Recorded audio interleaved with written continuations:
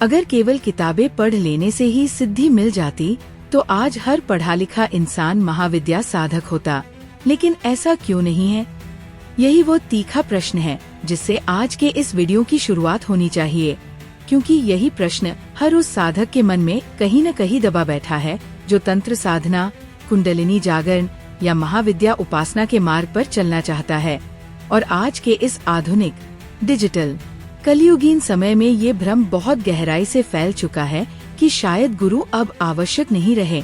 शायद शास्त्र पढ़कर, मंत्र जानकर, यूट्यूब देखकर और स्वयं ज्ञान करके ही सब कुछ प्राप्त किया जा सकता है।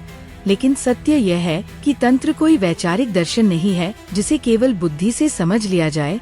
तंत्र एक जीवित ऊर्जा विज्ञान है, और जहाँ ऊर्जा का प्रश्न आता है वहाँ बिना अनुभवी मार्गदर्शन के प्रवेश करना केवल जोखिम नहीं बल्कि आत्मिक असंतुलन को आमंत्रण देना है। शास्त्रों में बार बार कहा गया है कि महाविद्या मार्ग में गुरु कोई वैकल्पिक सुविधा नहीं बल्कि कुंजिका है, वह चाबी जिसके बिना साधना का द्वार खुलता ही नहीं, क्योंकि महाविद्याएं शब्दों से नहीं शक्ति से उत्तर देती है, और उस शक्ति का पहला सुरक्षित स्पर्श दीक्षा के माध्यम से ही होता है, जिसे हम साधारण भाषा में इनिशिएशन कह देते हैं, जबकि वास्तव में दीक्षा का अर्थ है शक्ति संचार, जहाँ गुरु अपने भीतर स्थिर की हुई साधना शक्ति का एक अंश शिष्य के भीतर सुरक्षित रूप से स्थापित करता है। ये केवल मंत्र देने की प्रक्रिया नहीं होती, यह एक गहरी आध्यात्मिक जिम्मेदारी होती है, क्योंकि शास्त्र स्पष्ट कहते हैं कि दीक्षा के समय गुरु शिष्य के कुछ कर्मों का भार भी अपने ऊपर लेता है, जिसे माला कहा गया है। और यही कारण है कि सच्चे गुरु दीक्षा देने में जल्दी नहीं करते, वे पहले शिष्य को परखते हैं, क्योंकि यदि शिष्य मानसिक रूप से, भावनात्मक रूप से या अहंकार के स्तर पर असंतुलित है तो वही शक्ति जो मुक्ति दे सकती थी विनाश भी कर सकती है। अब इसे एक साधारण कहानी से समझिए। मान लीजिए एक सामान्य व्यक्ति है, नौकरी करता है, परिवार है, जीवन में बार बार असफलता, भय, आर्थिक तनाव, रिश्तों की टूटन झेल चुका है। वह कहीं सुनता है कि काली साधना या कुंडलिनी जागरण से जीवन बदल जाता है। वह बिना गुरु के मंत्र उठाता है, जप करता है, ध्यान करता है।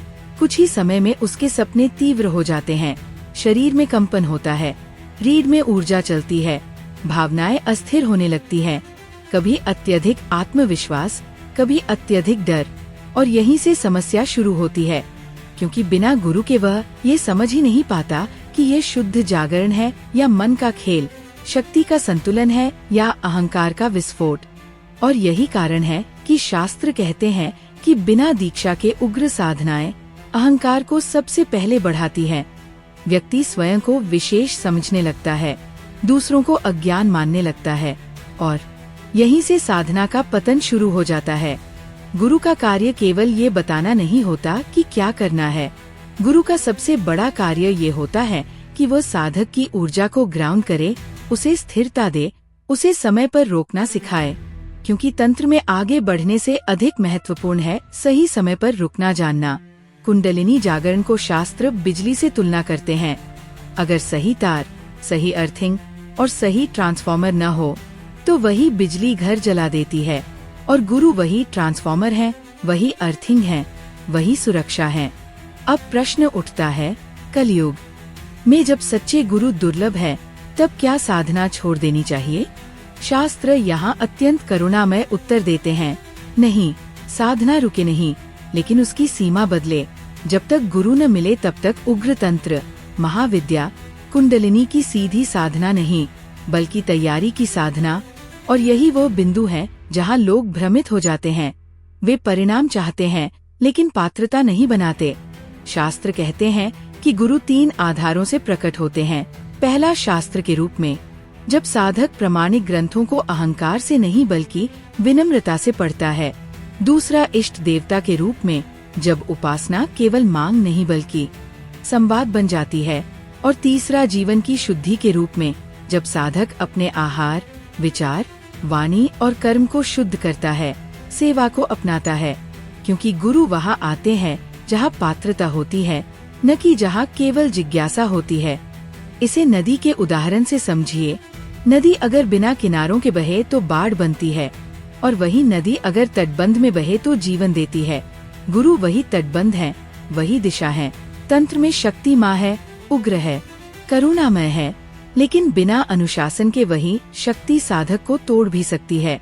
इसलिए गुरु अनिवार्य है। और अब इस पूरे विषय का सबसे गहरा निष्कर्ष समझिए। कलयुग में समस्या गुरु की कमी नहीं है, समस्या शिष्य की अधीरता है। हम तुरंत सिद्धि चाहते हैं, तुरंत शक्ति चाहते हैं, लेकिन तंत्र में गति नहीं, गहराई काम करती है। और जो साधक गुरु के बिना दौड़ना चाहता है, वह अक्सर अपने ही भीतर खो जाता है।